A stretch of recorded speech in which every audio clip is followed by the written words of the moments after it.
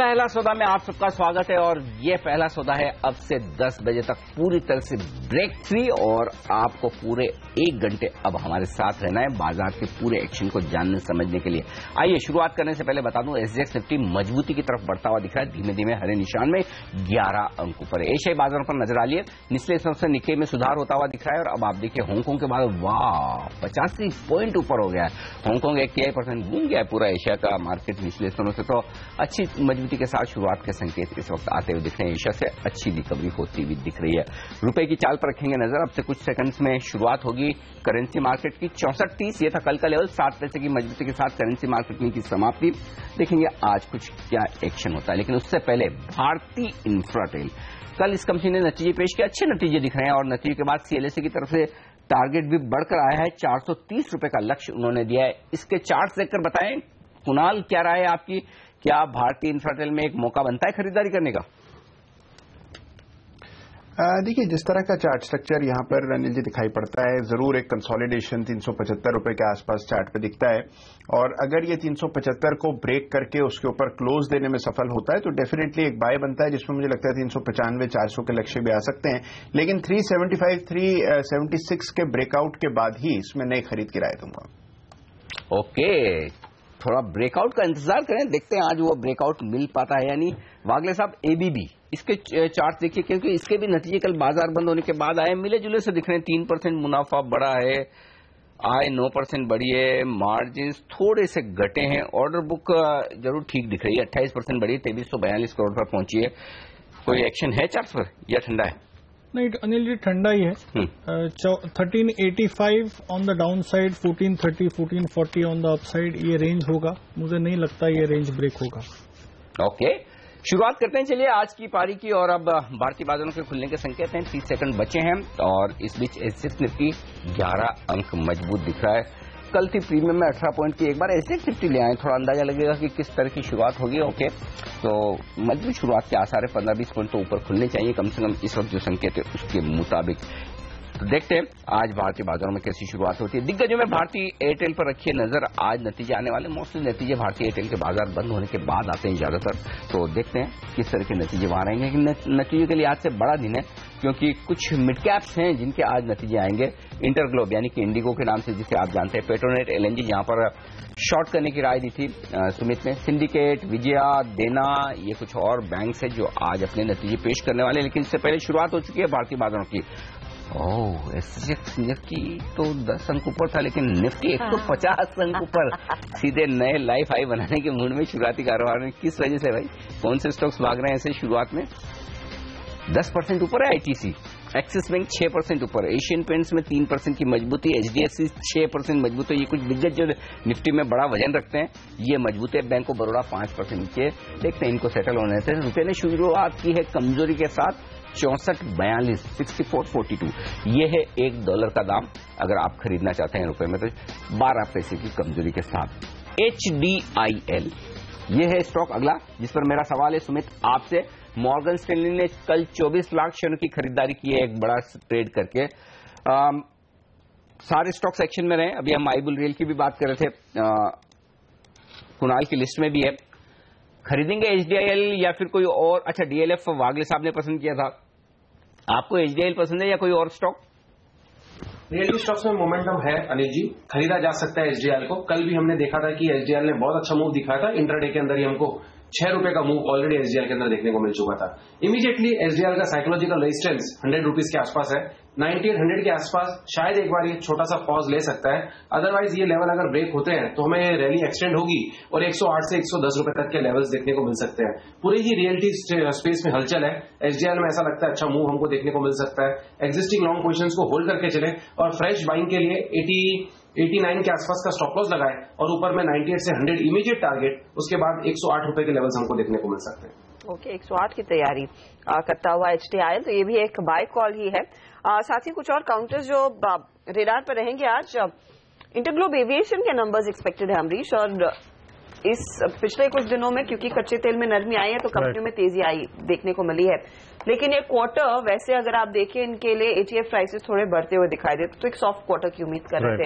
If it all stock numbers के बाद थोड़ा सा करेक्ट होता है, क्या आप खरीदेंगे?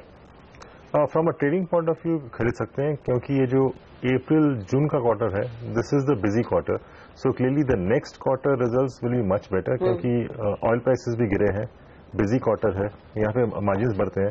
सो from that point of view I think from again for trading I think one should look at buying at lower levels. और क्या लेवल्स होंगे वागले साहब इंटरग्लोब के लिए? इंडिगो राइट, या साइडवेज जोन में है. मैं actually I would rather wait for a breakout. 1155 1160 के ऊपर निकलेगा तो फिर हमको एक 100-150 रुपए की मूव देखने को मिलेगी, तो मैं अवॉइड करूंगा. अवॉइड करेंगे इंटरग्लोब देखते, लेकिन मोमेंटम तो बड़ा स्ट्रांग है इन तमाम शेयरों में. एविएशन स्टॉक्स एक्शन में आते हुए दिख रहे हैं धीमे धीमे. और इंटरग्लोब शेयर अगर आप नहीं खरीदना चाहते हैं तो टिकट खरीदना चाहते हैं तो भी आपके लिए एक ऑफर है. इंटरग्लोब की तरफ से 899 रुपए में टिकट मिल रही है. और यात्रा कब करनी? 1 जून से शायद करनी मेरे ख्याल से. 3 दिन का है विंडो, आज कल परसों. अच्छा, वो हमारे चैनल चेक ये बता रहे कि है भले, लेकिन टिकट दिख नहीं है साइट पे जाने पर. तो 1 जून से अगर 31 अगस्त के बीच में आप यात्रा करना चाहते हैं तो 6 लाख सीट ऑफर की है. नॉन रिफंडेबल है किराया, लेकिन 899 के अलावा टैक्स बहुत भारी पड़ते हैं. एक्चुअली इतना टैक्स लगता है ना कि मतलब आप भले 900 रुपए देंगे, क्यों अमरीश, ये तो टैक्स मिलाकर तो कोई टैक्स तो सभी जगह है. एयरफेयर पे टैक्स है, आपका जो पेट्रोल ले रहे हैं उस पर भी नियरली 100% अपना टैक्स है. If you are looking at the petrol price, nearly 50% is the actual price, 50% इसमें टैक्स ही है. तो सभी जगह हम लोग टैक्स भर रहे हैं. क्योंकि हम ये टैक्स की बात कर रहे हैं ना, जीवी के जीएमआर मेरे ख्याल में आज रेडार पर रहेंगे, क्योंकि एयरपोर्ट चार्जेस बढ़ते हुए दिखाई दे सकते हैं. ये खबर आ रही है. अच्छा, जीएमआर में तो कल भी एक्शन होता हुआ देखा. मैं सोच रहा था कल. Okay, interesting. तो क्या वो एक्टिव ट्रेड्स रहेंगे फिर अमरीश? अगर एयरपोर्ट चार्जेस बढ़ रहे हैं इनका तो कमाई फिर बढ़ जाती है. एयरपोर्ट चार्जेस बढ़ेंगे तो शायद वो गवर्नमेंट को जाएगा, शायद इनको नहीं आएगा. फिर कोई प्रॉफिट शेयरिंग नहीं होता? प्रॉफिट शेयरिंग तो होता है, so I think a portion of that will come. पर इसमें I think the main story both for GMR GVK is InvITs, जो चालू हुए हैं अभी. So I mean going ahead clearly उनके जो एसेट्स हैं could get shifted to InvITs, and because of that उनका जो बैलेंस शीट जो खराब पोजीशन में है, I think that can improve. So I think that is the big story going ahead both for GVK and GMR. Okay, तो GVK GMR ये 2 stock रखिएगा आज नजर में. एयरपोर्ट चार्जेस बढ़ने का सीधा फायदा इन कंपनियों को मिलता है, क्योंकि जीवीके के पास तो है मुंबई और जीएमआर के पास है दिल्ली. दो सबसे बड़े बिजी एयरपोर्ट जो है इन दोनों कंपनियों के पास में है. हैदराबाद का किसके पास है आइडिया? जीवीके हैदराबाद में मेरे ख्याल से. I think GMR. ओके, तो जीएमआर के पास 2 ज्यादा बड़े एयरपोर्ट हैं, तो जीएमआर पर ज्यादा नजर रखिए. और मेरे ख्याल से कल के सेशन में 2.5-3% ऊपर बंद भी हुआ था जीएमआर. तो आज देखते हैं क्या कुछ होता है. लेकिन आज देख लेते हैं कौन से वो है 20 बेहतरीन ट्रेडिंग आइडियाज जो आज के सेशन में दिखाएंगे कमाल. और स्टॉक 2020 की तो क्या जबरदस्त टीम बन रही है आजकल. खिलाड़ी बड़ा दमदार प्रदर्शन कर रहे हैं. तो आज के वो 20 स्टॉक जिन्हें मिली है टीम में जगह, डालते हैं नजर.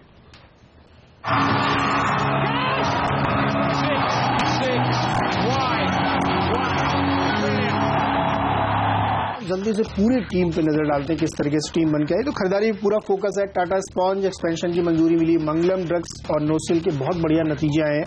एचडीआईएल में मॉर्गन स्टैनली ने खरीदारी करी है. एलटी फूड्स पर नजर रखिए. एलटी फूड्स और जीएनएफसी ये 2 स्टॉक है जहां एचएनआईज की बाइंग की चलते सेक्टर्स में खरीदारी करिए. पुंज लॉयड और दूसरा स्टॉक है एस्ट्रा माइक्रो, जिस पर नजर रखिए डिफेंस स्टॉक पे, क्योंकि 11 मई को रक्षा मंत्री की बहुत इंपॉर्टेंट बैठक है प्राइवेट प्लेयर्स के साथ. कंज्यूमर इलेक्ट्रॉनिक्स पर नजर रखिए, कंज्यूमर गुड्स पे क्रॉम्पटन कंज्यूमर और वी गार्ड, दोनों ही स्टॉक पे अच्छी खासी बाइंग देखने को मिल सकती है, क्योंकि तमाम सारे ट्रिगर इन स्टॉक्स को तेजी में ला रहे हैं. ओके, तो फोकस हमारी टीम का भी आज खरीदारी पर है, लेकिन 2 सेल रिकमेंडेशंस और इन्फीबीम, अदानी पोर्ट्स, इसीलिए कि जिस तरह का बिल्डअप हो रहा है वो लग रहा है कि स्टॉक इन लेवल्स के आसपास कुछ करेक्शन की तैयारी में बैठे हैं. तो अगर बाजार में दबाव आता है तो इन दोनों स्टॉक्स में एक सेल साइड की पोजीशन इनिशिएट की जा सकती है.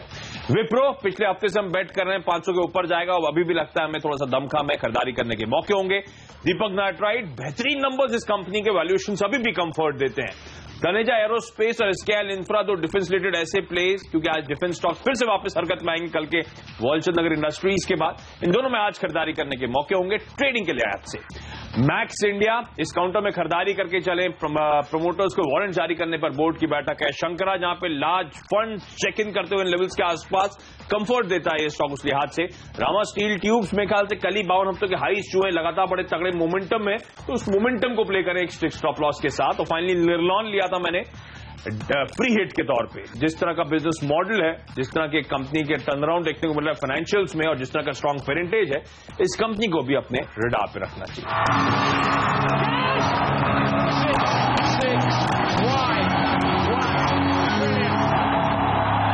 और एक और स्टॉक जो आज एक्शन में रहने वाला है नतीजों के दम पर, और वो है गोदरेज कंज्यूमर। इसके रिजल्ट्स आज आने वाले, रिजल्ट्स के पहले कोई ट्रेड लिया जाए आज? बताएं कुणाल, चार्ट्स देखकर। देखिए, बहुत ही बेहतरीन चार्ट स्ट्रक्चर है अनिल जी, और लगातार ये काउंटर एक आउट परफॉर्मर रहा है। मुझे लगता है करेक्शन भी पिछले 2-1 दिन में हमने देख लिया है, तो मुझे लगता है अच्छा समय है इसको खरीदने का। सपोर्ट है 1740 के आसपास, तो इन स्तरों पर खरीदा जाए तो 1820, 1825 के स्तर बनते हैं। मुझे लगता है डेफिनेटली बाय करना चाहिए 1820, 1825 के टारगेट के लिए। और ऐसा ही एक मजबूत चार्ट वागले साहब आपको दिखेगा फ्यूचर रिटेल का। ये स्टॉक भी क्या भागा है, पिछले 2-3 महीने का चार्ट दिखाइए फ्यूचर रिटेल का, लगभग दुगुना हुआ है ये शेयर 350 रुपए के आसपास। और मैं इसलिए जिक्र कर रहा हूं कि आज फ्यूचर रिटेल के भी नतीजे आने वाले हैं, तो नतीजों के पहले फ्यूचर रिटेल में क्या ट्रेड होगा ये बताइए आप। व्यू तो पॉजिटिव है, बट मैं थोड़ा करेक्शन के लिए वेट करूंगा, शायद आए ना आए। थोड़ा मतलब 330, 335। ओके, तो अगर रिजल्ट कभी आता है तो एक्सपेक्टेशन के खिलाफ आता है तो करेक्शन आ सकता है, तो वो लेवल पे मुझे अट्रैक्शन लगता है।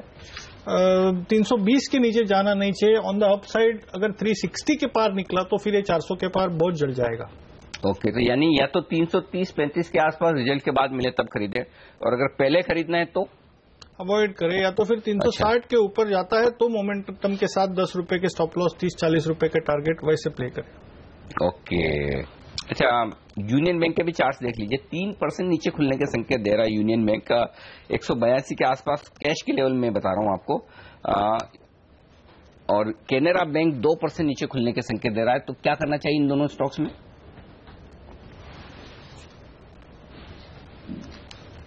आपके लिए वागले साहब, अरे सॉरी, नहीं, दोनों में मैं पॉजिटिव रहूंगा। अगर ये लेवल्स पे खुलते हैं 1-8% नीचे तक ऐड कर सकते हैं, बाय कर सकते हैं। मुझे नहीं लगता है वो लेवल्स ब्रीच होंगे, बाइंग आनी चाहिए लोअर लेवल्स पे। ओके, जिसमें से खरीदारी की पूरी संभावना। सुमित, इन्फीबीम फिर से शॉर्ट्स बनते हुए दिखे। एक तो इसका पदार्पण जब हुआ वायदा कारोबार में, तब से इतनी मार पड़ी है, और पिछले पूरी सीरीज में लगभग पूरी सीरीज इसने बैन में ही निकाली। अब इस सीरीज में कल फिर से 3% स्टॉक गिरा, 13% ओपन इंटरेस्ट बढ़ा है। शॉर्ट बने, शॉर्ट करना चाहिए या दूर रहें, क्या राय है आपकी? शॉर्ट करना चाहिए, ओपन इंटरेस्ट बिल्डअप भी हो रहा है और प्राइस एक्शन भी डाउनसाइड का मूव हमको देखने को मिल रहा है। स्टॉक का स्ट्रक्चर भी वीकनेस ही दिखा रहा है, और जब से एफ&ओ में आया है तब से इसको मार ही पड़ रही है। इमीडिएटली टेक्निकली स्ट्रक्चर देखते हुए भी ऐसा लगता है ये स्टॉक के अंदर वीकनेस देखने को मिलेगी। आज 1000 के नीचे जैसे ही ये ट्रेड होगा तो ये स्टॉक के अंदर हमें दोबारा से 940, 950 के लेवल्स देखने को मिल सकते हैं। आई थिंक प्रेजेंट लेवल्स से अगर कोई छोटा सा उछाल मिलता है 10 रुपए का, तो 1040 स्टॉप लॉस होगा, और नीचे में 940, 950 के इमीडिएट टारगेट्स इन्फीबीम के अंदर देखने को मिल सकते हैं। तो सेलिंग कैंडिडेट है ये। ओके, तो एक सेलिंग कैंडिडेट इन्फीबीम रहेगा। लेकिन आज एक लिस्टिंग भी होने वाली है एस चांद की। पब्लिकेशन बिजनेस में ये कंपनी है, और इसका क्या सब्सक्रिप्शन तो काफी स्ट्रांग दिख रहा था। 59.49 टाइम्स ये इशू भरा था। 670 का इशू प्राइस अनिल। हाँ, किस तरह की लिस्टिंग की उम्मीद की जाए? लिस्टिंग तो अच्छी होगी, लेकिन मेरी राय पहले दिन से यही कि इस इशू को, इस शेयर को लिस्टिंग पर बेच देना चाहिए, क्योंकि उतना कंफर्ट, उतना कॉन्फिडेंस नहीं है। फाइनेंशियल परफॉर्मेंस थोड़ी सी ऊपर नीचे वाली रही है। ज्यादातर पैसा जो आईपीओ का है वो कंपनी के काम में नहीं जाकर प्रमोटर्स अपनी हिस्सेदारी थोड़ी सी बेच रहे हैं।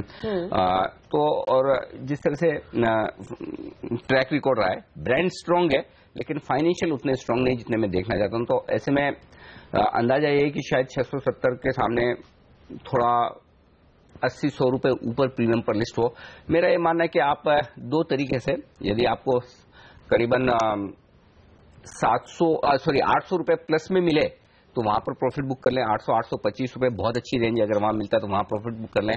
क्योंकि एक्चुअली दिक्कत क्या है कि इशू भरा जबरदस्त है ये, और HNI इन्वेस्टर्स की कॉस्टिंग काफी ज्यादा है, तो हो सकता है उसके चलते एक बार ये बड़ा गैप से खुले, और अगर बड़ा गैप से खुले तो वहां आपको बिकवाली कर लेनी चाहिए। दूसरी बात, अगर आप अपनी लिस्टिंग के गेंस को होल्ड रखना चाहते हैं तो आप एक काम करिए, सिंपल 750 रुपए का स्टॉप लॉस लगा लीजिए। अगर 750 रुपए के नीचे ये इशू लिस्टिंग के बाद शेयर जाता हुआ दिखे तो आप 70 रुपए के मुनाफे से खुश हो जाइए। 80 रुपए 70-80 रुपए का मुनाफा बनता है, वो ले लीजिए, बहुत है। वैसे भी हड को आ रहा है, आपके पास दूसरे बहुत सारे ऑप्शन है, तो एक बार की लिस्टिंग पर मुनाफा वसूल कर ले। लेकिन एक्चुअली कितना भाग सकता है ये अंदाजा लगाना थोड़ा सा मुश्किल हो रहा है, तो मेरा कहना यही है कि ट्रेलिंग करके रखें, और अगर 825, 850 मिले तो आंख बंद करके प्रॉफिट बुक कर ले, 750 का स्टॉप लॉस रखें। अमरीश, आपकी क्या ओपिनियन रहेगी इस चांद पर? और जैसे अनिल ने कहा कि हटको का एक बढ़िया इशू सामने है, तो उस पर ज्यादा ध्यान दिया जाए? Absolutely, I think I mean the opinion more less same ही है,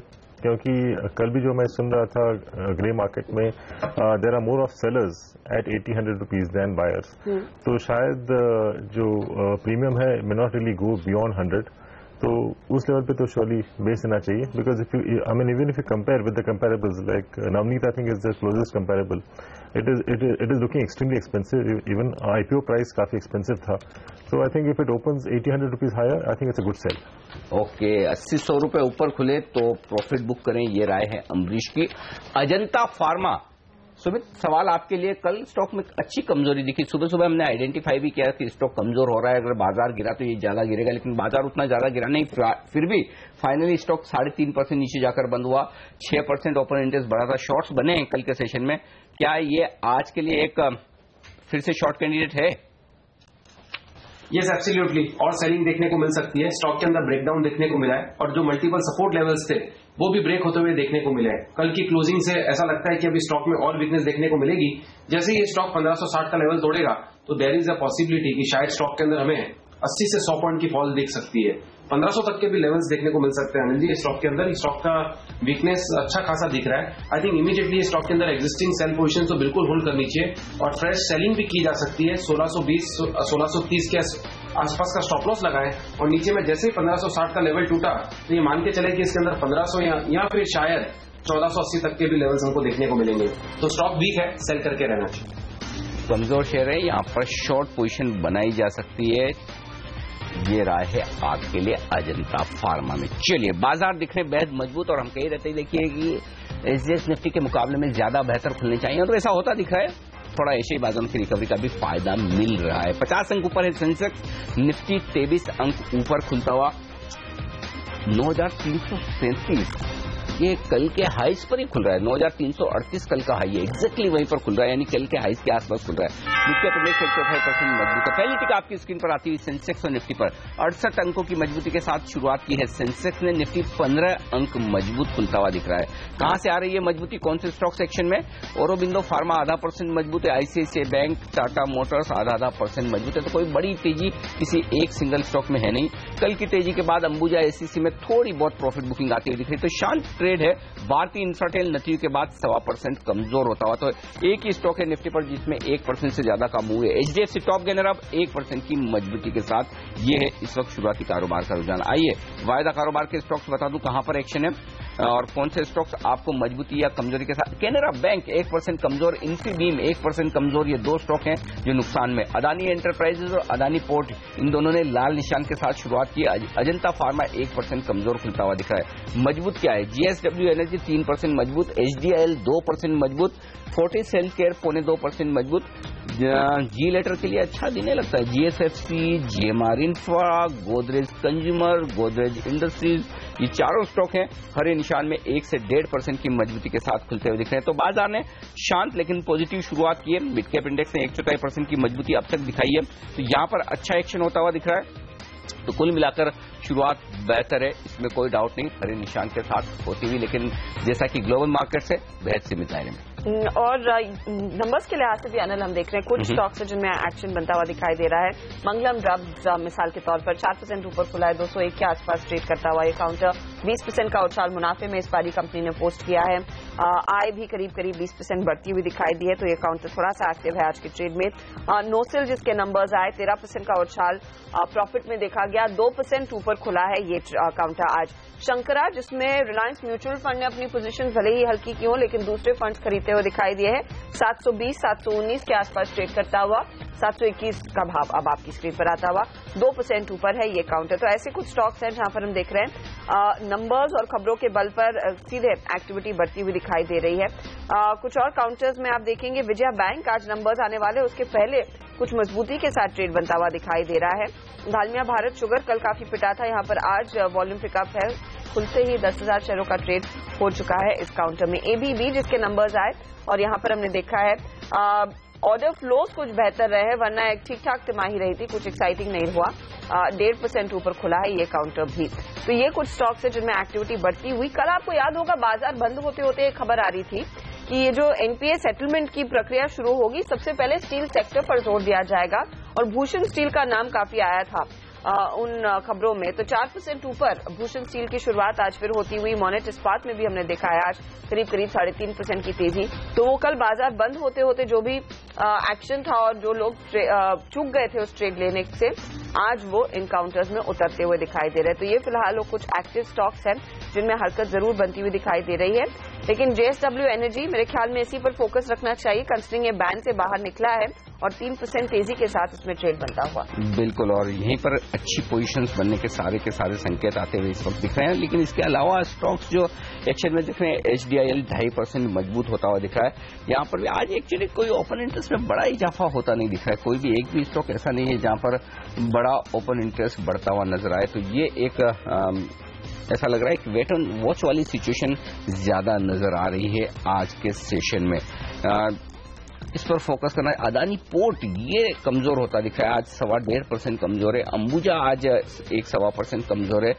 अंबुजा में क्या ट्रेड होगा कुणाल? अगर आज कल की तेजी के बाद कल 270 के पार पहुंचा, भी वहां से प्रॉफिट बुकिंग आई, क्या शॉर्ट करने का वक्त है इसे या फिर निचले स्तरों पर कहीं खरीदारी करेंगे आप? देखिए, मुझे नहीं लगता कि शॉर्ट करना चाहिए एनएलजी। एक गैप अप इसमें हमने देखा था नतीजों के बाद, और मुझे लगता है कि जब तक वो फिल नहीं होता है तब तक आप इसमें शॉर्ट पोजीशन नहीं बना सकते हैं।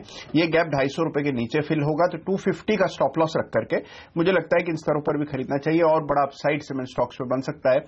270 272 का लक्ष्य होगा।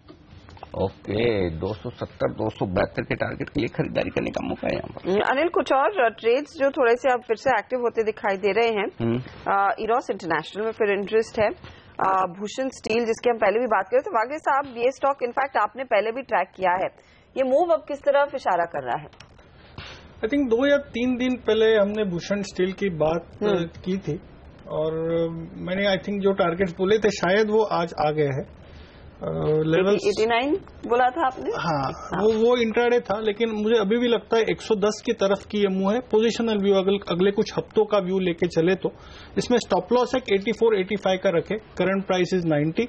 मुझे लगता है 110-112 तक अगले कुछ हफ्तों में जा सकता है। अमरीश, यहाँ पर ट्रेडर्स तो पैसा बना लेते हैं, लेकिन निवेशकों को क्या करना चाहिए जो फंसे हुए स्टॉक में?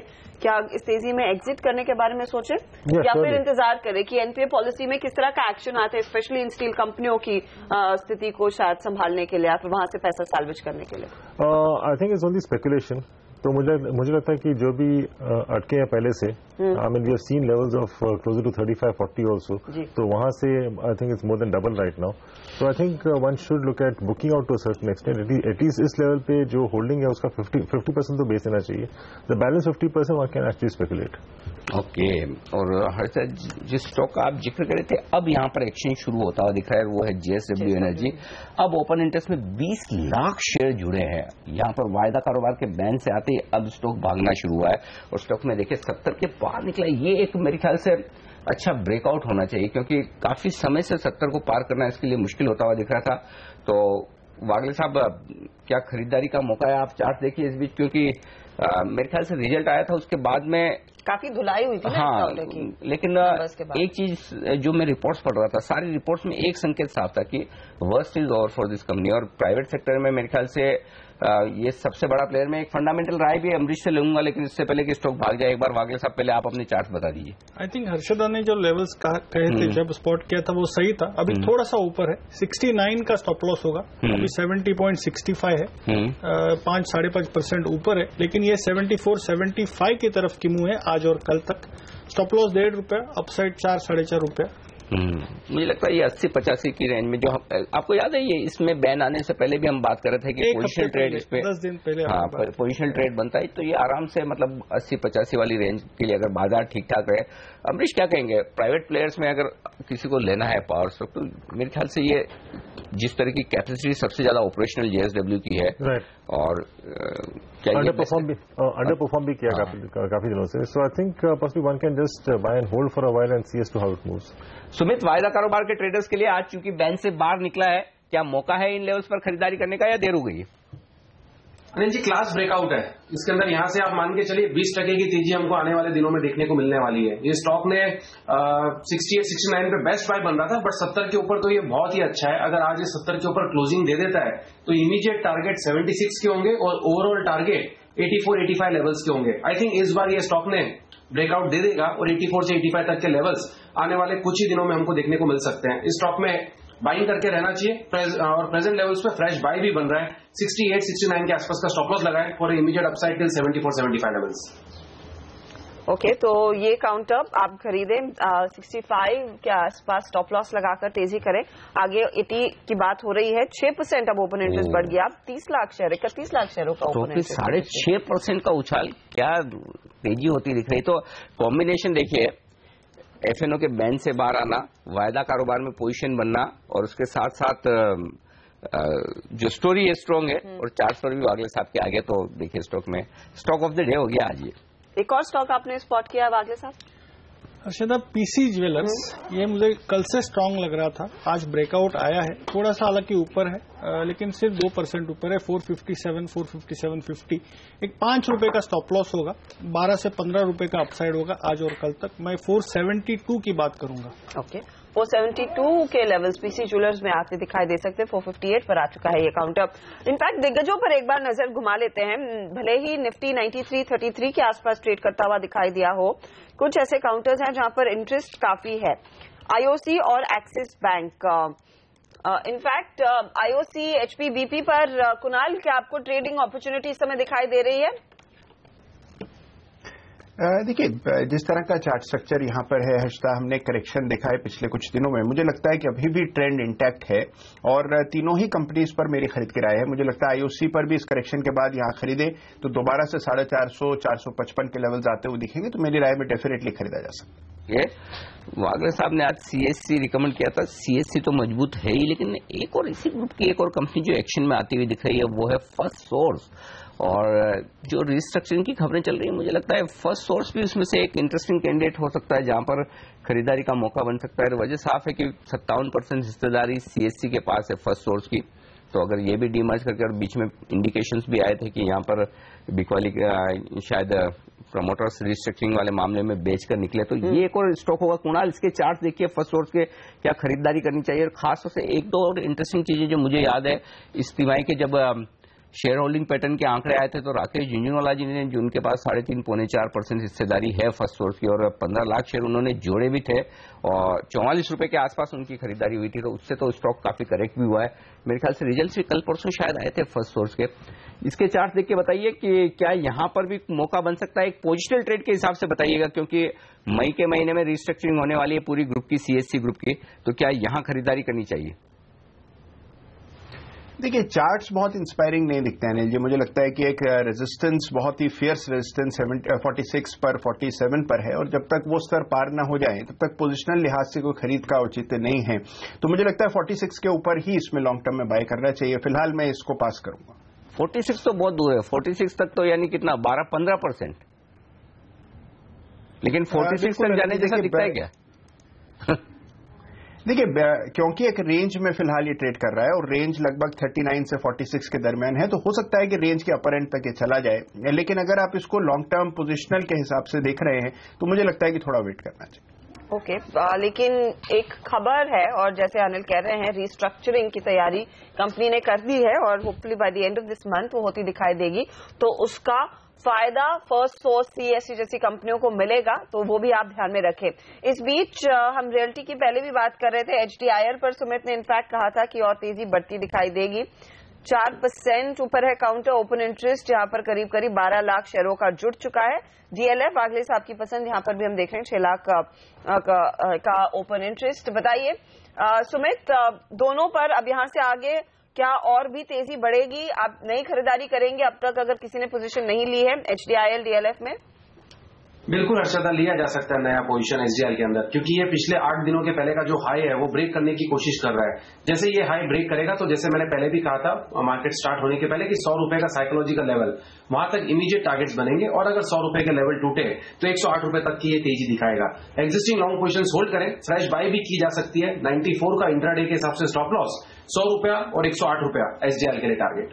ओके, तो एचडीआईएल में ऑफकोर्स अभी भी मौका है, वो 108 का प्ले खड़ा है, उसका आप फायदा उठा सकते हैं। दूसरे काउंटर्स जो थोड़े से एक्टिव हो रहे हैं, इसमें आप देखेंगे विजया बैंक में तो ऑफकोर्स तेजी का ट्रेड आया है, वो टिका हुआ है। नोसिल, मंगलम ड्रग्स, इनफैक्ट मंगलम ड्रग्स ऊपरी लेवल से कुछ हल्का होता दिखाई दे रहा है। जिलेट और पीएनजी आपकी स्क्रीन पर लेकर आते, कल यहाँ पर काफी तेजी बनती दिखाई दी थी। वागले साहब, क्या वो ट्रेड आगे बढ़ाना चाहिए? वागले साहब जब तक चार्ट देखे तब तक एक, चूंकि जिलेट पीएनजी की आपने बात की तो एक स्टॉक मेरे रडार पे आ रहा है, वो बाटा है। और बाटा में भी आज मैं एक टेक्निकल बाय रिपोर्ट पढ़ रहा था एक फॉरेन ब्रोकरेज की तरफ से, और वागले साहब याद होगा आपको 2 टेक्निकल बाय रिपोर्ट। एक तो कल जो एमआरपीएल की हम बात कर रहे थे, 7% कल एमआरपीएल भागा। आदित्य बिरला, नुवो और ग्रासिम जो हम पिछले हफ्ते बात करते हैं, वहां पर बड़ी तेजी हुई। इन्होंने बाटा का 655 रुपए का टारगेट दिया है और उनका ये कहना है कि ये वाला जो क्वार्टर है अप्रैल से जून का, ये बाटा के लिए सबसे बेहतरीन है और यहाँ पर अच्छा एक्शन देखने को मिलता है। जिन वैल्यूएशन पर स्टॉक ट्रेड कर रहा है वो काफी आकर्षक है। मैं इससे पहले फंडामेंटल बताऊं, क्योंकि स्टॉक कहीं भाग न जाए पहले, उससे पहले एक बार सुमित से राय ले लें। पहले सुमित बताइए, एफएनओ ट्रेडर्स के लिए क्या बाटा खरीदारी का मौका है? फिर मैं कारण बताता हूं कि किस वजह से बाटा में तेजी हो सकती है। 570 के स्टॉप लॉस से ले लेना चाहिए। इमीडिएटली इसके अंदर टारगेट बनेंगे। एक्चुअली इनफैक्ट मल्टीपल रेजिस्टेंस है 585, 586 के आसपास। अगर ये लेवल निकला तो आप ये मान के चले 25 से 30 रुपए की तेजी हमको बाटा के अंदर देखने को मिलेगी। तो 585 का इसके अंदर रेजिस्टेंस है। जैसे ये लेवल ब्रेकआउट होंगे तो ऊपर में हमको 610, 620 तक के लेवल्स देखने को मिल सकते हैं। प्रेजेंट लेवल्स पे बाइंग बन रही है। 570 का स्टॉप लॉस होगा और ब्रेकआउट इसके अंदर आएगा 585, 586 के बाद, जिसमें टारगेट्स बनेंगे 610 से 620 के। 85 के पास पहुंचा है। और जो रिपोर्ट में 2-3 इंटरेस्टिंग बातें हैं। एक तो ये कि जो मल्टीपल है वो 20-22 के आसपास है, वो बाटा के वैल्यूएशन के लिहाज से काफी सस्ते हैं। दूसरा ये कि आरओई वो कह रहे हैं कि डबल डिजिट में, जो काफी आकर्षक है। सबसे बड़ा ट्रिगर जो बाटा के लिए अब होगा वो है जीएसटी का लागू होना, क्योंकि जीएसटी लागू होने के बाद जो ऑर्गेनाइज प्लेयर्स हैं, जो अच्छी बड़ी ब्रांड्स हैं, उनके लिए बिजनेस और मजबूत होगा और बेहतर होगा। तो उन्हें शॉर्ट टर्म में यहां से कम 15 से 20% की अपसाइड। मैं एक बार बता दूं हमारे दर्शकों को कि टेक्निकल रिपोर्ट्स होती क्या है, क्योंकि ये आप नाम ज्यादा सुनते नहीं होंगे।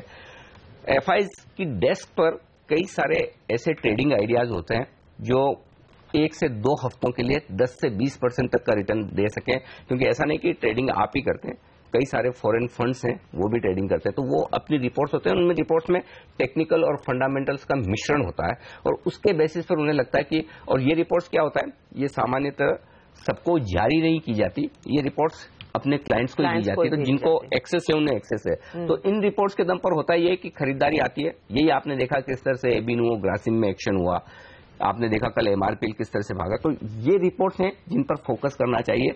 तो बाटा उनमें से एक कैंडिडेट है। अब मैं आपसे राय लूंगा, वागले साहब बताइए। बाटा पे यस, मैं 588 के ऊपर ज्यादा कंफर्टेबल रहूंगा। ठीक है, करंटली 584 है और जैसे ही ये ब्रेक होगा इसमें मतलब 20-30 रुपए की मूव इंट्राडे आ सकती है। 588 वीकली रेजिस्टेंस है, 589 रादर। और जैसे ही आगे आपका 589 आ चुका है। हाँ नहीं हाँ ओके, मैं कैश देख रहा हूँ। तो निकलना चाहिए, बाय करके चल सकते हैं। और आई थिंक जिलेट हर्षदा ने पूछा था, ये एक स्ट्रांग इन्वेस्टमेंट कैंडिडेट है, इसमें आप ट्रेडिंग नहीं कर सकते, लेकिन मुझे लगता है ये 6000 के पार जाएगा अगले कुछ महीनों में। तो अगर आप यहाँ लेते हैं, थोड़ी सी गिरावट होती है, ऐड करिए। 4500 का स्टॉप लॉस होगा, जो मुझे नहीं लगता है उसके आसपास जाना चाहिए। और 3 से 6 महीने में मुझे लगता है ये 6000 के पार जा सकता है। ओके, और ऐसी खबरें नहीं, ये परसेप्शन बन रहा है कि शायद जिलेट और पीएनजी का कारोबार आगे भारतीय बाजारों में इसका विलय होता हुआ दिखाई देगा, क्योंकि पेरेंट कंपनी एक ही है। पीएनजी याद रखिए जो ग्लोबल है कंपनी, जिलेट इंडिया में 70% हिस्सेदारी होल्ड करती है, पीएनजी में करीब 75% हिस्सेदारी होल्ड करती है। और जिस तरह का स्पेशल डिविडेंड घोषित किया गया है, ऐसी रेफरेंस आ रही है कि शायद दोनों कंपनियों को मिला लिया जाए, ताकि आगे काफी कॉस्ट कम होते हुए दिखाई देंगे। तो ये एक डेवलपिंग स्टोरी होगी जिस पर नजरें रखनी चाहिए। लेकिन बैंक्स एक बार फिर रेडार पर लेकर आएंगे। Canara Bank, Indian Bank, Union Bank, Syndicate Bank, इन सब में अब बिक्वाली की पोजीशंस थोड़ी थोड़ी करके बढ़ती दिखाई दे रही हैं। सुमित बताइए, इनमें से कोई इस समय अगर कोई शॉर्ट करना चाहता है, कौन सा होगा share? Canara, Indian, union, syndicate? Yes Harshada, जैसे हमने थोड़ी देर पहले भी बात करी थी कि बैंकिंग स्टॉक्स में एक ओवरबॉट सीन देखने को मिल रहा है और थोड़ा सा प्रॉफिट बुकिंग आना चाहिए, क्योंकि बहुत बड़ी हमको रैली देखने को मिल चुकी है। कैनरा बैंक में हमने पहले भी कहा था, अभी थोड़ी देर पहले ही, कि सेल इनिशिएट करना चाहिए। 360 तक के लेवल्स हमको देखने को मिल सकते हैं। इसने पिछले 2 दिनों के लोज ब्रेक कर रहा है, जैसे ही ब्रेक कर चुका है, तो अभी इमीडिएटली हमें ऐसा लगता है कि 360 के लिए तैयार हो चुका है। आई थिंक कैनरा बैंक के अंदर प्रेजेंट लेवल्स में भी सेल किया जा सकता है। अभी अगर 382, 83 पे अगर कोई सेल करता है, तो प्योरली इंट्राडे के हिसाब से 390 का स्टॉप लॉस और आने वाले 2 से 3 दिनों के लिए 360 तक के टारगेट हमको देखने को मिल सकते हैं। और बाकी और भी जो आपने बैंकिंग स्टॉक्स के नाम लिए, चाहे फिर वो यूनियन हो या फिर बैंक ऑफ बड़ौदा हो, इन सब में हमको दबाव देखने को मिल रहा है। और एक बार प्रॉफिट बुकिंग स्वाभाविक है, आनी भी चाहिए। तो एक बार बाइंग साइड में कॉशियसली रहे, और मेरे हिसाब से एक बार एग्जिट कर लेंगे तो ज्यादा बेटर रहेगा। एग्जिट कर लें तो बेहतर रहेगा इन सभी काउंटर से। बागले साहब, एलआईसी हाउसिंग फाइनेंस भी इस बीच धीरे धीरे करके फिसल रहा है, क्या किया जाए? हर्षदा, मैं समझता हूँ शॉर्ट किया जा सकता है। अभी जस्ट कल के लो के लेवल के नीचे ये स्टॉक जा रहा है 704, 703, और जितना देर ये नीचे रहेगा ये लेवल पे शॉर्ट कर सकते हैं 707, 708 के स्टॉप लॉस से। और मैं समझता हूँ 675, 680 के लेवल्स हम देख सकते हैं। एक मिनट, किसके नीचे वीक है ये? कल का जो लो था 704, 705 पकड़ लीजिए। अच्छा, आप फ्यूचर के लेवल बोल रहे हैं? कैश और फ्यूचर में फर्क है? फ्यूचर के लेवल फ्यूचर एलआईसी हाउसिंग का फ्यूचर लाइए, क्योंकि वो कैश से कंफ्यूजन हो रहा है। अभी करंटली 698 फ्यूचर्स में, यहीं पर बेच सकते हैं। 10 रुपए का रिस्क है। डाउन साइड मुझे लगता है 665, 670 तक, मतलब यहाँ से लगभग 25-30 रुपया। बिल्कुल, तो ये एक स्टॉक है जो हमने शॉर्ट साइड पर आइडेंटिफाई किया है, क्योंकि यहाँ पर पोजीशंस बनते हुए दिखे। स्टॉक 1% कमजोर था, लेकिन जो थोड़े पोजीशंस बनते हुए दिख रहे हैं वो इस बात की ओर इशारा कर रहे हैं कि थोड़ी मंदी की पोजीशंस यहाँ पर और बन सकती है। ये एक इंटरेस्टिंग ट्रेड आपके लिए। एबीबी अनिल एक्सपेक्ट नहीं किया था कि इस तरह की तेजी बनती दिखाई देगी, 6% ऊपर, और वॉल्यूम्स ठीक ठाक है। और मेरे ख्याल में वो क्या ऑर्डर फ्लोज के बल पर ही भागा है, क्योंकि बाकी नंबर्स में कुछ ऐसा है नहीं। हाँ बिल्कुल, ऑर्डर बुक बहुत ही मजबूत, 28% ऑर्डर बुक बढ़कर आना जबरदस्त कहा जाएगा। वैसे तो चार्ट्स पर साइडवेज था, लेकिन अब एक्शन जो आता हुआ दिखा है। कुणाल, एक बार आप नजर डालिए जरा चार्ट्स पर, 1500 पर पहुंच रहा है एबीबी, क्या होगा अब आगे? देखिए, मुझे लगता है एक ब्रेकआउट यहां पर देखा गया, एक बहुत इमीडिएट बुलिश फ्लैग पैटर्न यहां पर बना था अनिल जी, और उसका आज ब्रेकआउट देख रहे हैं। तो अगर आज बंदी 1460 के ऊपर हो जाए तो इसमें आपको एक ब्रेकआउट दिखेगा, जिसमें मुझे लगता है कि 1550 तक के लेवल्स आएंगे। तो डेफिनेटली इसमें होल्ड करना चाहिए, नई बाई भी कर सकते हैं। ओके, नई खरीदारी भी की जा सकती है। चलिए, इस पर रखिएगा नजर। इस बीच स्टॉक जो एक्शन में साफ तौर पर वही दिख रहे हैं। जेएसडब्ल्यू एनर्जी अब भी 6% मजबूत है। एचडीआईएल क्या तेज दौड़ लगा रहा है, 6% अब भी मजबूत है। ये आईबुल रियल 1.5% मजबूत है, अच्छी तेजी बनती दिख रही है। डीएलएफ वागले साहब 2.5% मजबूत है। आज आपने रिकमेंड किया था ना, क्या टारगेट्स थे आपके डीएलएफ पर? मेरे डीएलएफ के टारगेट 210 के है। 210 के टारगेट है डीएलएफ। अच्छा, 200 के पार निकलने की तैयारी हो गई इसकी, और हो चुका है 202 आ गया। बड़े दिनों बाद 200 के पार निकला है। तो स्टॉक धीमे धीमे बढ़ रहे हैं ऊपर की तरफ। अदानी ग्रुप के स्टॉक्स में कोई एक्शन दिख रहा है आपको लॉन्ग या शॉर्ट साइड पर? सुमित, बताएं आप। देखिए अनिल जी, अडानी के अंदर एक तेजी वाला मूव हमको देखने को मिला है। स्पेशली मैं अडानी पोर्ट की बात कर रहा हूं। अडानी पोर्ट के अंदर हमें पिछले 4-5 दिनों से एक वन वे तेजी देखने को मिली है, बट अभी इमीडिएटली अगर ऊपर में मैं देखता हूं तो 345, 346 के आसपास अडानी पोर्ट के अंदर एक रेजिस्टेंस है। आई थिंक जब तक ये रेजिस्टेंस ब्रेकआउट नहीं देखने को मिलता है तब तक हमें एक बार बाइंग अवॉइड करनी चाहिए, और यहाँ पे प्रेजेंट लेवल्स पे 342 के आसपास एक बार सेल इनिशिएट किया जा सकता है। नीचे में जैसे ही स्टॉक 336 का लेवल ब्रेक करेगा, 336, तो फिर ये स्टॉक के अंदर हमें 320 तक के लेवल शॉर्ट टर्म में देखने को मिल सकते हैं। फ्रेश बाइंग स्टॉक के अंदर 346 के ऊपर क्लोजिंग बेसिस के ऊपर बंद देने के बाद ही मिलेगी। जब तक ये नहीं देखने को मिलता है तब तक एक बार बाइंग अवॉइड करें और प्रेजेंट लेवल्स पे एक बार सेल कर सकते हैं। एमटेक ऑटो एक और काउंटर है। कुणाल, इस पर बताइए क्या चाल होगी आगे, क्योंकि ये खुला तो ठीक ठाक और उसके बाद इसने अचानक रफ्तार पकड़ी है। अब 6% की तेजी दिखा रहा है, 40 पर आ गया है। क्या किया जाए?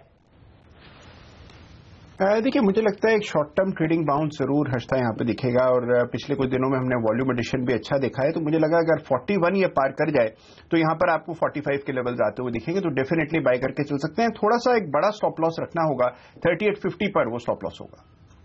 ओके, तो ये रहा है आपके लिए एमटेक ऑटो पर। एक और स्टॉक जो कमजोरी की तरफ बढ़ता दिख रहा है, एक्चुअली आज मिड कैप बैंक से कमजोर हो रहे हैं सरकारी बैंक, और उसी वजह से आप देखिए बैंक निफ्टी 35 अंक नीचे हो चुका है। अब इस लिस्ट में शामिल होता है जो आज ज्यादा गिरा नहीं है, जब जगह जहां अभी भी है इंडियन बैंक। इंडियन बैंक देखिए 1% ही कमजोर है, ओपन इंटरेस्ट 4% से ज्यादा बढ़कर आया है। ये वायदा कारोबार का नया खिलाड़ी। सुमित राय आपके लिए, चूंकि आपने केनरा और यूनियन सुबह से ही कहा कि ये तो खरीदना तो बिल्कुल है ही नहीं, शॉर्ट ही करना चाहिए, 3% से ज्यादा दोनों लुढ़के हैं। क्या इंडियन बैंक भी शॉर्ट करना चाहिए इन लेवल्स पर?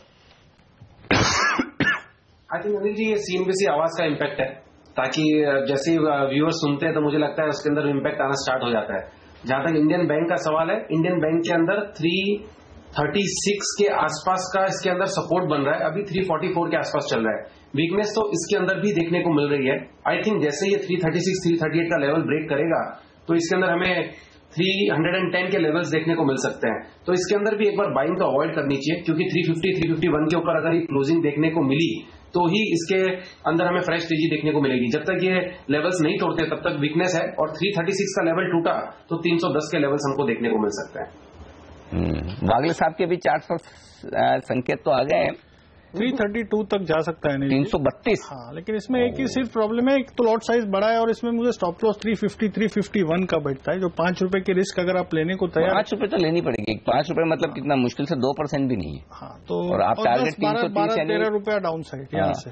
एक्चुअली ये भागा भी तो ऐसे ही है मेरे ख्याल से। ये जब वायदा कारोबार में आया था उस समय 10-10%, 15% रिजल्ट के एक दिन में ये 315 से 340 तक भागा था। हाँ। अच्छा कुणाल, अब तक हम बात कर रहे थे रियल्टी में तेजी की, लेकिन इंडिया बुल्स रियल एस्टेट में क्या पोजीशंस रिवर्स हो रही है?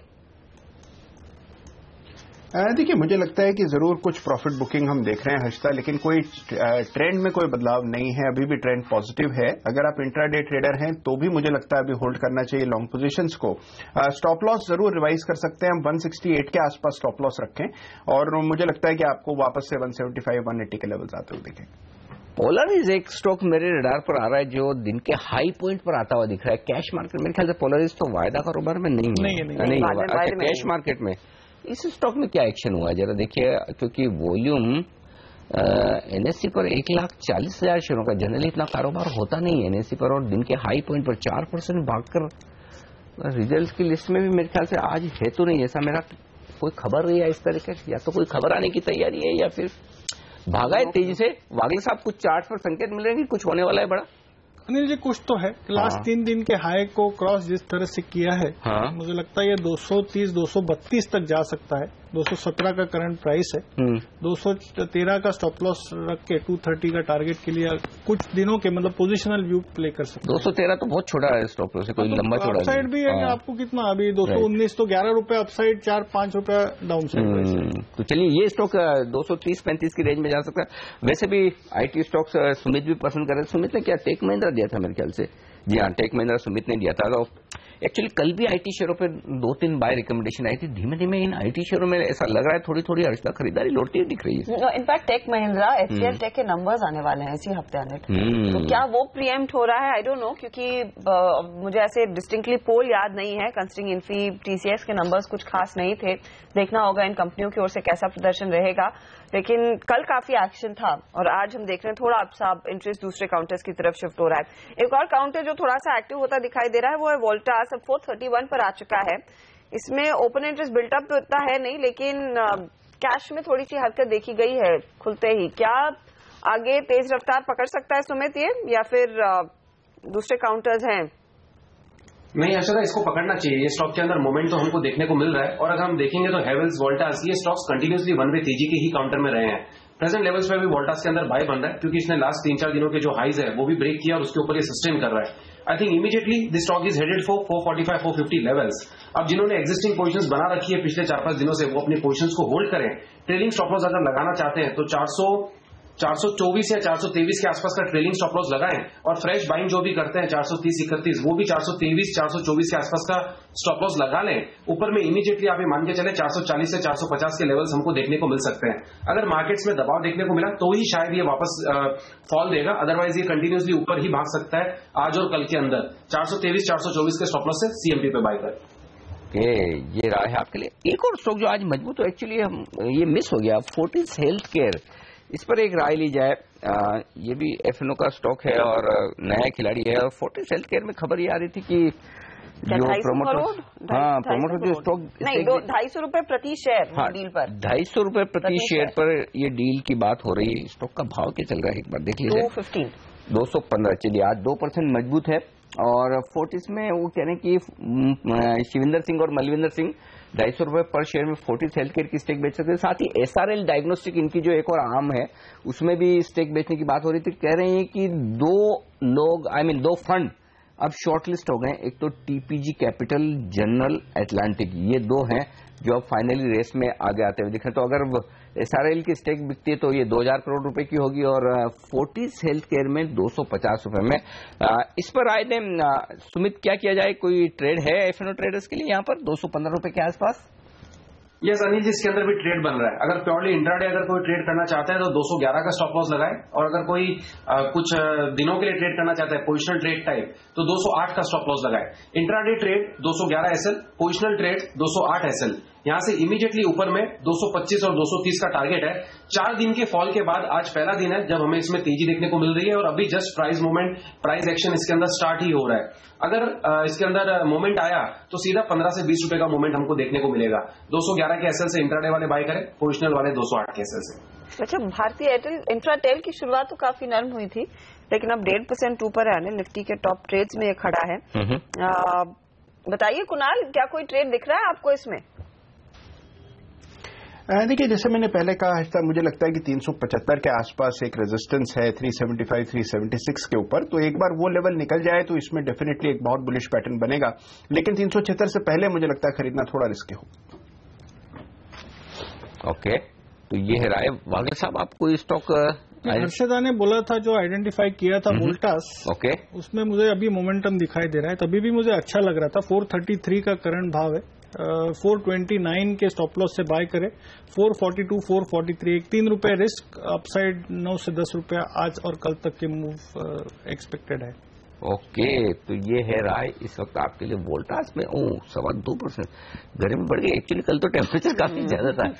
मुझे लगता है इसका वो एक अनिल, वैसे तो ब्लू स्टार पर भी नजर रखनी चाहिए। आज तीन चार्ट बनाने चाहिए, एक तो टेम्परेचर का, दूसरे वोल्टास की प्राइस का, तीसरा निफ्टी या सेंसेक्स का। तीनों का मूव एक साथ किस तरफ जाता है वो देखना इंटरेस्टिंग होगा। लेकिन इंटरेस्टिंग एक और स्टॉक है जिस पर नजर रखिए, और वो है टाइटन। टाइटन आपके सामने लिया जाए, और टाइटन में एक बड़ा ट्रेड होता हुआ दिख रहा है मेरी स्क्रीन पर। बीएससी पर लाइएगा टाइटन। 30,50,000 शेयरों का कारोबार हुआ है।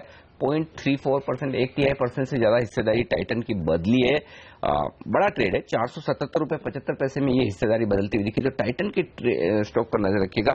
यहाँ पर एक वॉल्यूम वाइज एक्शन होता हुआ दिखा है। एफएनओ ट्रेडर्स के लिए खरीदारी का मौका है कोई? यहाँ पर बताएं सुमित, टाइटन में वॉल्यूम वाइज तो बड़ा एक्शन हुआ है, 30 लाख शेयरों से ज्यादा का बड़ा ब्लॉक हुआ है इस वक्त।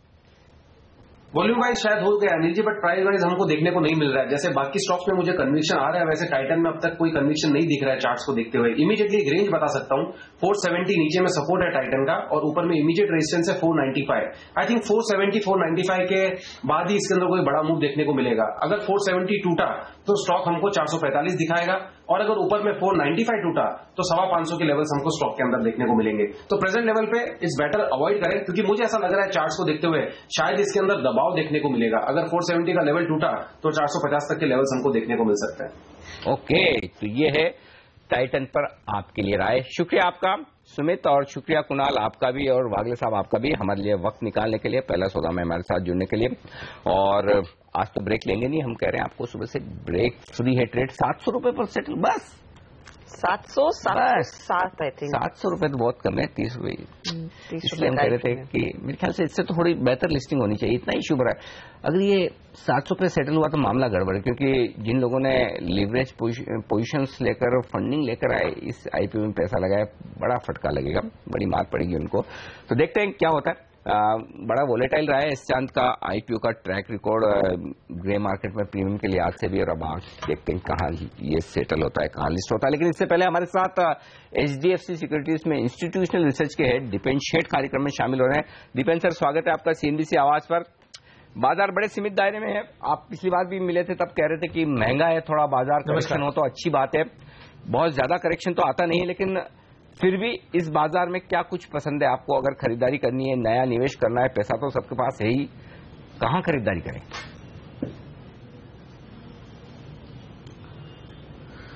तो इस बाजार में अगर खरीदारी करनी है तो ऐसी चीजों में करनी है कि जहां अगर 10-15% जो आपने खरीदा है अगर वो गिर जाता है तो वहां आपका कन्विक्शन हिलना नहीं चाहिए। इस तरह की चीजों को लीजिए। तो दो तरीके हैं इसमें कि या तो जहां पर अपने को डीप वैल्यू दिखती है कि जहां पर जिन सेक्टर्स में किसी को आज रस नहीं है, रुचि नहीं है, फार्मा और आईटी जैसी चीजों में बॉटम्स बनने की उम्मीद में आप ले सकते हैं, तो वो थोड़ा सा अनग्लैमरस स्ट्रैटेजी थोड़ी सी लगती है, लेकिन उसके बारे में हम पहले भी बात कर चुके हैं। और दूसरी स्ट्रैटेजी ये है कि भले ही महंगा हो लेकिन सिर्फ 1 या 2 या 3 साल नहीं, लेकिन 10 साल की ग्रोथ इजाफा जहां पर उस इंडस्ट्री में दिखता है तो उस इंडस्ट्री में या उस सेक्टर में देखना चाहिए। तो एक ब्रॉड थीम इस सेकंड आर्गुमेंट को लेकर निकलता है। वो ब्रॉड थीम जिसको हम कहते हैं इंडिया में एस्पिरेशनल कंजम्पशन का है, कि जहां हमारे भारतीय नागरिकों को एक अरमान है कुछ किसी चीज को ओन करने का और उसको यूज करने का, और जैसे जैसे उनकी आर्थिक सिचुएशन इंप्रूव होती है तो वो उन कौन सी चीजें ऐसी हैं जिनको खरीदने की चाहत कम नहीं होने वाली है, सिर्फ बढ़ने वाली है अपने देश में। तो जैसे कि जो बेसिक कंजम्पशन कैटेगरीज हैं, जो एफएमसीजी वगैरह हैं, अभी साबुन, toothpaste, cooking oil, hair oil, ये सब चीजें तो 90-95% जनता ऑलरेडी यूज करती है। ऐसा नहीं है कि इनमें ग्रोथ नहीं है, इनमें शायद प्रीमियमाइजेशन से पैसा बढ़ेगा या रूरल पेनिट्रेशन से पैसा बढ़ेगा, लेकिन कुछ एक 2-4 चीजें हैं जहां पर अभी भी भारतीय नागरिकों ने ज्यादातर यूज करना अभी तो शुरू भी नहीं किया है। और जैसे कि $1,500 से अपनी पर कैपिटा इनकम 2,000-2,500 की तरफ जाएगी नेक्स्ट 10 सालों में, या 3,000 तक भी जाती है, तो हमें ऐसा लगता है कि इन कंजम्पशन कैटेगरीज में एस्पिरेशनल कंजम्पशन बहुत तेजी से बढ़ेगा। तो पिछली बार जब मैं आपसे मिलने आया था तब मैंने एयरलाइंस के बारे में बात की थी, तो डेफिनेटली इंडिगो या इंटरग्लोब एविएशन उस कैटेगरी में पड़ता है, उसके बारे में ऑलरेडी एक बार बता चुका हूं। लेकिन 2 और कैटेगरीज हैं जहां पर आप देखेंगे कि aspirational consumption take off stage पर है। तो एक एयर कंडीशनर्स है और दूसरा लग्जरी कार्स है। तो इन दोनों से हमको एक जिसको हम कहते हैं प्रॉक्सी इन्वेस्टमेंट मिलता है। लग्जरी कार मेकर कोई भी लिस्टेड नहीं है, लेकिन उनका एक सप्लायर है फोर्स मोटर्स, उसमें निवेश किया जा सकता है। और दूसरा वोल्टास, जो कि अभी आप कुछ देर पहले बात भी कर रहे थे, मैं टेक्निकल्स पॉइंट ऑफ व्यू से नहीं देख रहा हूं, मैं ये देख रहा हूं कि इस स्टॉक को 5 साल 10 साल तक ओन करना चाहिए या नहीं। सवाल ये नहीं है कि 430 पर वोल्टास लें, सवाल ये है कि 430 का अगर 360 हो जाता है तब आपको लेने की और हिम्मत होगी या नहीं। तो हमें तो होगी साहब। तो ये डिस्क्रिशनरी स्पेंड में आपको क्या और भी काउंटर्स दिखाई दे रहे हैं, या फिर वोल्टास इस समय बेस्ट रहेगा? इनफैक्ट मैं इसीलिए पूछ रही हूँ क्योंकि इसकी चर्चा हम कुछ ही देर पहले कर रहे थे और आज काफी एक्शन बनता दिखाई दिया है वोल्टास के शेयर में, काफी इंटरेस्ट ट्रेडर्स की ओर से भी आया है। तो ऐसी इसी थीम को क्या आप एक्सट्रापोलेट करेंगे दूसरे आइडियाज, दूसरे काउंटर्स पर?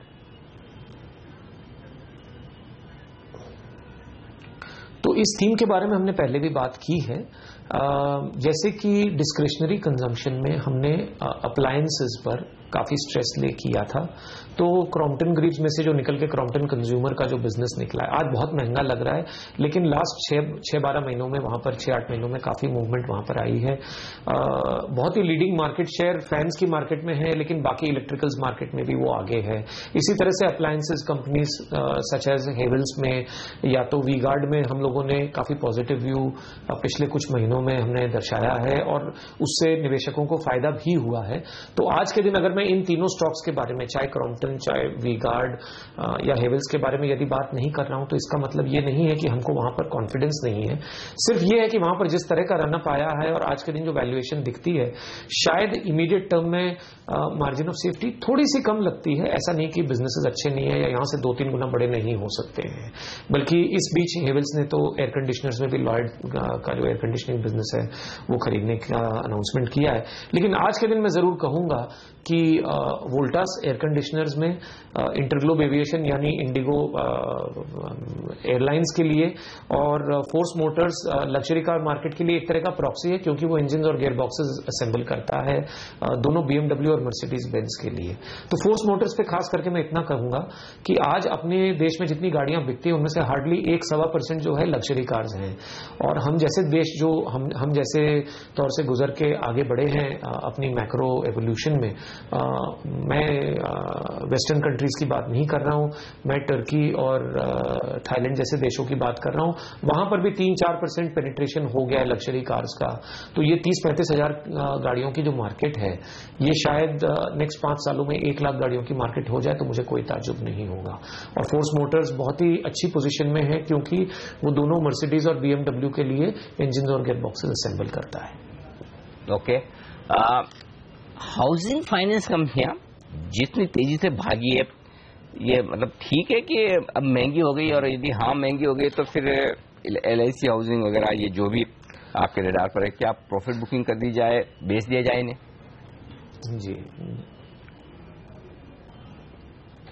जी, हमारा व्यू ये है कि हाउसिंग जो एक सेक्टर है, तो जैसे रोटी कपड़ा मकान में सब एक जो बेसिक रिक्वायरमेंट एक आम नागरिक को होती है, उसमें ये मकान वाली जो बात है उसकी एक्साइटमेंट को लेकर हाउसिंग फाइनेंस कंपनीज चली हैं। सेंट्रल गवर्नमेंट की तरफ से हाउसिंग को बहुत बड़ा बूस्ट दिया जा रहा है, पर्टिकुलरली अप कंट्री या शहरों के बाहर, बड़े शहरों के बाहर हाउसिंग के लिए बहुत बड़ा बूस्ट दिया जा रहा है। रियल एस्टेट रेगुलेशन जिस तरह से रेरा लाया गया है, तो वहां बड़े शहरों में भी फ्री अप हो जाना चाहिए, हाउसिंग सप्लाई ईज होनी चाहिए। और ये अंडर पेनिट्रेटेड सेक्टर है, ये भी एस्पिरेशनल कंजम्पशन में नहीं, लेकिन एस्पिरेशनल ओनरशिप कैटेगरी में तो आता है, हार्ड एसेट होता है एक घर। तो डेफिनेटली जैसे जैसे हाउसिंग को बढ़ावा दिया जाएगा अपने देश में और हाउसिंग का पेनिट्रेशन बढ़ेगा, तो हाउसिंग फाइनेंस का भी बिजनेस करने का स्कोप बढ़ेगा। हमारा व्यू इसमें थोड़ा सा जिसको मैं कहूंगा बारीक है, इस तरह से कि हम लोग समझते हैं कि मेट्रोज में और बड़े शहरों में जो अर्बन सैलरीड क्लास को जो हाउसिंग फाइनेंस दिया जा रहा है, वहां पर तो रेट वॉर बहुत जोरों शोरों से हो चुका है। कल भी आपने देखा स्टेट बैंक ने रेट्स काटे हैं। तो LIC हाउसिंग फाइनेंस जैसी कंपनीज में मुझे लगता है 2.5 times, 2.5 time adjusted book value पर FY19 की है। और क्योंकि रेट वॉर आती है और वो होलसेल बोरोवर है, तो हमें नहीं लगता है कि उसके बिजनेस में स्प्रेड्स ज्यादा दिन सस्टेन करेंगे। शायद मार्जिन का हम लोग पीक देख रहे हैं। लास्ट क्वार्टर के नंबर्स बहुत अच्छे आए थे, क्योंकि उसने नॉन कोर सेगमेंट्स में, यानी रियल एस्टेट डेवलपर लोन्स में या लैप लोन्स में वगैरह वगैरह, उसने ग्रोथ काफी दिखाई, जहां पर यील्ड ज्यादा है, तो उसके निम्स जो नेट इंटरेस्ट मार्जिन ज्यादा दिखे। हमें लगता है LIC हाउसिंग को बेचने का समय आ गया है। एट द सेम टाइम हमें लगता है कि अप कंट्री हाउसिंग जिसको हम बोलते हैं, छोटे शहरों में और उनसे भी छोटे शहरों में रेपको होम फाइनेंस जिस तरह से अपना बिजनेस बढ़ा रहा है, फायदा होने का स्कोप है। इंटरेस्टिंग बताया, क्योंकि जनरली इन स्टॉक्स पर बड़े मुश्किल से सेल कॉल आते हैं, तो LIC housing finance specially depend कह रहे हैं कि, और आज सुबह सुबह हमारे रडार पर भी आता हुआ दिखा कि किस तरह से थोड़ी मंदी की पोजीशंस बनती हुई दिख रही है। देखिए, ओपन इंटरेस्ट 4% से ज्यादा बढ़ता हुआ और स्टॉक 1.5% कमजोर है, तो कमजोरी के संकेत। और फंडामेंटली भी ये स्टॉक अब वैल्यूएशन के लिहाज से पूरी तरह से पूरा हो चुका है जितना चलना चाहिए। तो दीपन सर कह रहे हैं कि यहाँ पर प्रॉफिट बुकिंग कर ली जाए, ज्यादा बेहतर है। इनफैक्ट एक और काउंटर है जो रेडार पर सुबह से है, वो है ABB। दीपन, ये in fact I am not sure आपकी कवरेज लिस्ट में है या नहीं, मैं पर इस लिहाज से पूछना चाहूंगी कि ये नंबर्स देखें तो बहुत ही एवरेज नंबर्स रहे हैं इस कंपनी के लिए, नथिंग एक्साइटिंग, लेकिन ऑर्डर इनफ्लो की सिचुएशन कुछ बेहतर होने लगी है। एबीबी उसी बल पर आज 10% का उछाल दिखा चुका है। क्या आप उम्मीद कर रहे हैं कि एल&टी, भेल या फिर दूसरी कंपनियां जो इसी क्षेत्र में काम करती हैं वहां पर भी ऑर्डर फ्लोज अगर बेहतर होते दिखाई दें, वो एक क्लासिक बाय कॉल रह सकता है?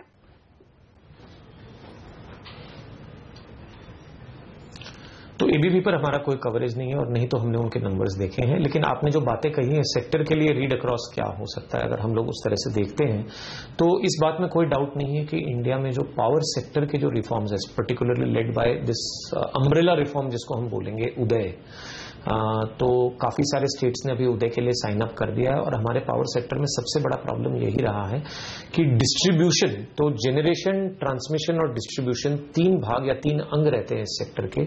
तो जो डिस्ट्रीब्यूशन पार्ट है, इस पार्ट में सारे स्टेट्स में या काफी सारे स्टेट्स में, 1-2 स्टेट्स को अगर आप छोड़ देते हैं गुजरात की तरह, तो डिस्ट्रीब्यूशन में मोस्टली जितने डिस्कॉम्स थे सब लॉस पर चल रहे थे। पॉलिटिकल रीजंस थे, टेक्निकल रीजंस थे, एडमिनिस्ट्रेटिव और पॉलिसी रिलेटेड रीजंस भी रहे हैं। और उदय इस डिस्ट्रीब्यूशन के, मैं कहूंगा, कैंसर को क्योर करने के लिए एक बहुत ही फार साइटेड और बहुत ही डीप वैल्यू और जिसको मैं कहूंगा एक्सीलेंट मेरिट वाला एक स्कीम पावर मिनिस्ट्री की तरफ से आया था और काफी सारे स्टेट्स ने एग्रेसिव रिफॉर्म्स चालू कर दिए हैं। हम लोग राजस्थान गवर्नमेंट के साथ कांटेक्ट में हैं और वहां जिस तरह के रिफॉर्म्स हो रहे हैं मुझे लगता है कि they will be exemplary reforms. और इन रिफॉर्म्स की बदौलत ये होने वाला है कि डिस्कॉम्स की हेल्थ शायद 1-2 सालों में नहीं, लेकिन 4 या 5 सालों में, और कुछ वीकर डिस्कॉम्स के केस में 10 सालों में सिचुएशन इंप्रूव हो जाएगी। तो वो कहां जाकर लैंड करेगा? वो इधर जाकर लैंड करेगा कि उनकी purchase of distribution, transmission distribution equipment, whether transformers हो या वेदर दूसरी इक्विपमेंट्स हो, ट्रांसमिशन टावर्स के लिए हो या डिस्ट्रीब्यूशन फुटप्रिंट में जितनी सारी इक्विपमेंट की जरूरत पड़ती है, स्विच गियर की जरूरत पड़ती है, तो इन सारी चीजों की खपत देश में जोरों से बढ़नी चाहिए। इसीलिए इसके बावजूद कि क्रॉम्पटन ग्रीव्स के कंज्यूमर बिजनेस स्लाइस आउट हो जाने के बाद जो पावर इक्विपमेंट का जो बिजनेस था उसमें इंटरनेशनल पेन काफी सारा था, लेकिन वो अब सारा का सारा स्लाइस आउट हो रहा है। बिल्कुल, और उस पर हम कंस्ट्रक्टिव हैं। बिल्कुल दीपेंद्र सर, आपसे विस्तार में बातचीत करेंगे। आज विदा लेने का वक्त है। बहुत बहुत शुक्रिया आपका हमारे लिए वक्त निकालने के लिए और तमाम सेक्टर स्टॉक्स पर अपनी राय हमारे दर्शकों को देने के लिए। बाजार ने पॉजिटिव की है शुरुआत, बैंक निफ्टी पर थोड़ा सा दबाव, पहला सौदा में आज के लिए इतना ही। लेकिन आप बने रहिए क्योंकि ब्रेक के बाद आशीष वर्मा आपका साथ देंगे। नजरें रहेंगी आज कमोडिटी मार्केट की ओपनिंग पर और ऑफ कोर्स एस चांद के लिस्टिंग पर भी। ब्रेक के बाद